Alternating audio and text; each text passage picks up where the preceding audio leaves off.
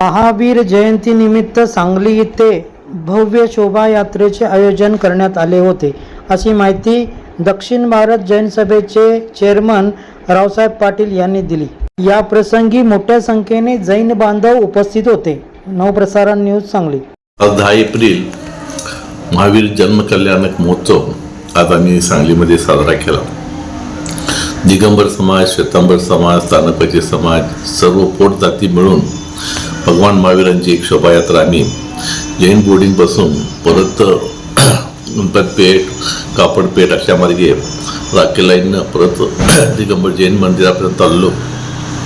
या शोभायात्रेमध्ये या जिल्ह्याचे खासदार विशाल पाटील आले होते, गाडगीळ साहेब आले होते, नगरसेवक आले होते आणि सर्वच समाज आमचा एकत्रित होऊन ही शोभायात्रा काढली।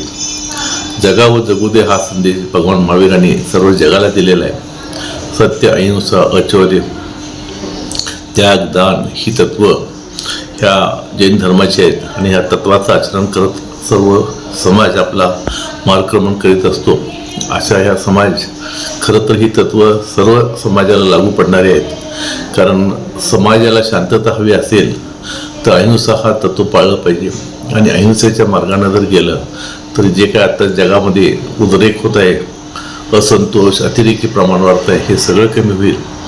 आणि जैन समाजाच्या कुठल्याही शोभायात्रेला कधीही पोलीस फोर्स लागत नाही, कारण समाजच हा शांतता प्रिय आहे। त्यामुळे ह्या शोभायात्रेला कुठल्याही पोलीस दलांची सुद्धा आम्हाला गरज भासत नाही। इव्हन पोलीसच म्हणतात की जैन समाजाचा जरी शोभायात्रा असेल तर आमचं काम किंवा आमचा ताण फार कमी असतो। अशा पद्धतीची शोभायात्रा आज सांगलीमध्ये झाली। सर्व समाजाने एकत्रित येऊन आनंदाने भगवान महावीर जयंती आम्ही आज साजरी केली।